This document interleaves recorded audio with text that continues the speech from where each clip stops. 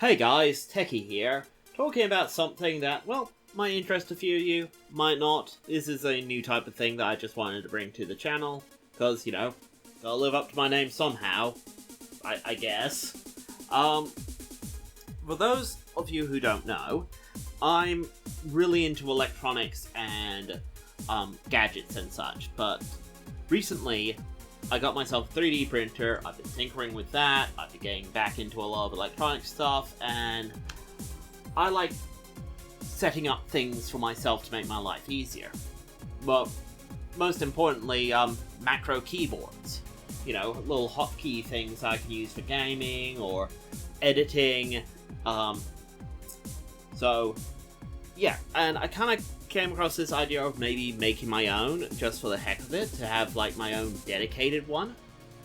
Because I do have a Stream Deck, but I found that it has enough buttons, but switching between, like, sets of buttons can be a bit cumbersome. This also came about because I started at uni, and I hated the fact that at university, every so often, the settings I would put on the computers would be reset.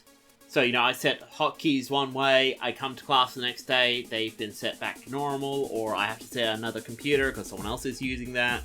It's a nightmare, so I wanted to bring my own keyboard with its own pre-programmed hotkeys, so I didn't have to bother remapping keys and all that to work better for me.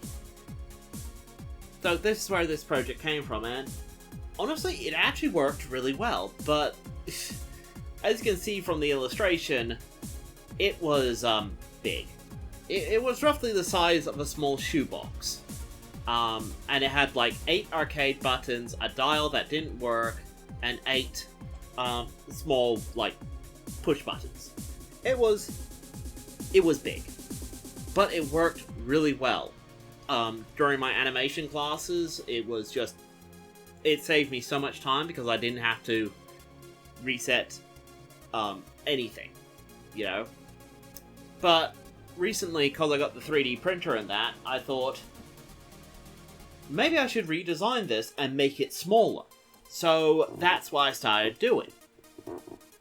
Now, we're going to cut to some footage of me showing off a drawing that I'd done up based on what I wanted to do in that, and this went through a few revisions. Ultimately, the heart of this project is something called Arduino Leonardo.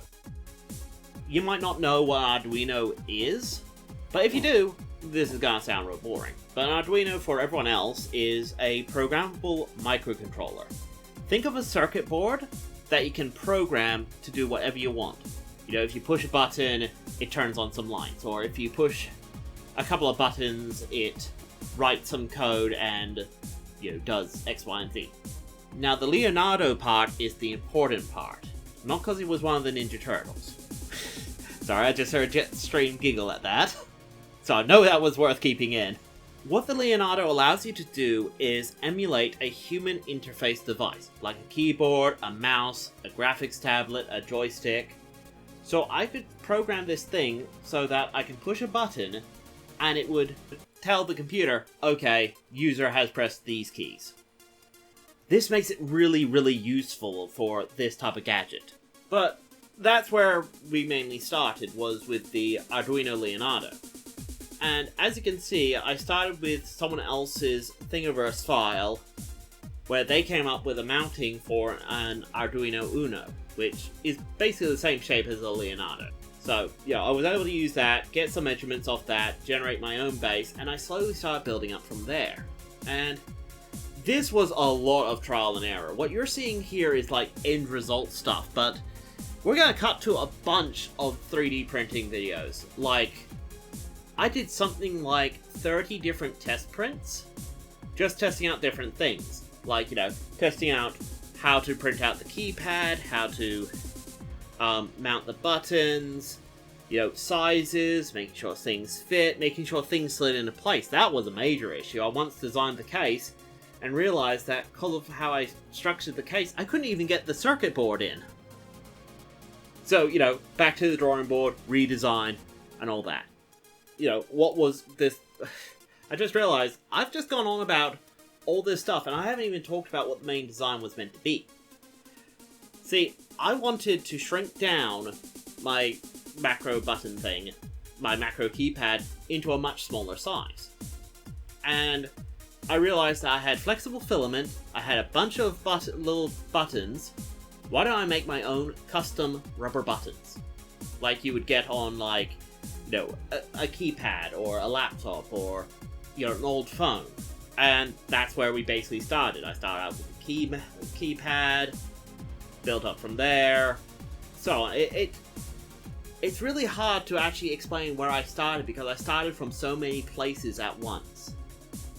But, man, it was crazy to put together. Like, this is actually the first time I actually did a project this ambitious. It took me a full week of work to get it to this point. And then, oh boy, I had to get to the key map, guys. So many hours of soldering. So many hours of soldering. And, yep, here's the video of me soldering, putting things together. Now, this is not the circuit board I ended up using. I didn't actually record that because I was so annoyed at the mistake I made that I couldn't even set up the camera. It was just gonna be you know, shaky in rage as I had to solder a new circuit board. See, I accidentally put the buttons on the wrong way around. I spent days and days testing and trying things out, thinking, you know, why isn't this key map working? Because the key map, you know, works like a grid. You know, basically, Great Scott has a similar project where he does a launch pad or something. Watch that. He explains the columns and rows far better than I can. But basically, I had the buttons the wrong frickin' way round. So they weren't working the right way, so I had to start again. So all that footage of me soldering, utterly pointless.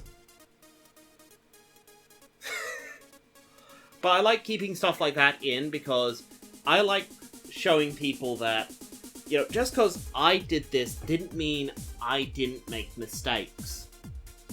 We all make mistakes. We all screw up. We all, you know, overlook a measurement. We all make mistakes. This is what makes us better next time. We make mistakes, we own it, then we move on. And honestly, guys, electronics aren't anything to be scared of. Like, I had fun with this. You know, as much as I, you know, scolded myself for my own blunder, I had way more fun with this than you could ever imagine. And now, I have this little beauty, sitting here on my desk. It came together nicely. Yeah, sure, there's a few things that I need to fix on it, like I need to build print out a backplate for it, so on and so forth. But I did it, guys. A week's worth of work coalesced as this thing, and I use it daily now. I actually use it the most on Jetstream on the tabletop. It's what I use to give characters fate points or you know, activate different hotkeys and that. So this is something I used a lot, and I just made it smaller and better. And it was so much fun to do. I can't give that enough.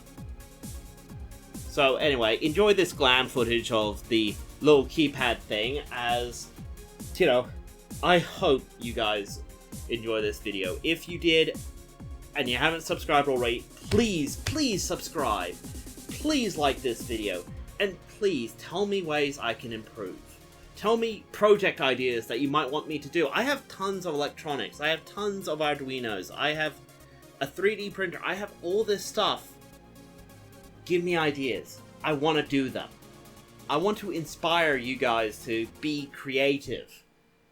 And even if you think it's impossible for me to do, I'll try it anyway. So anyway, I've been Techie, you've been fantastic, and I'll see you all next time. And again, remember to like, subscribe, hit the bell, pat the cat, and I'll see you all next time.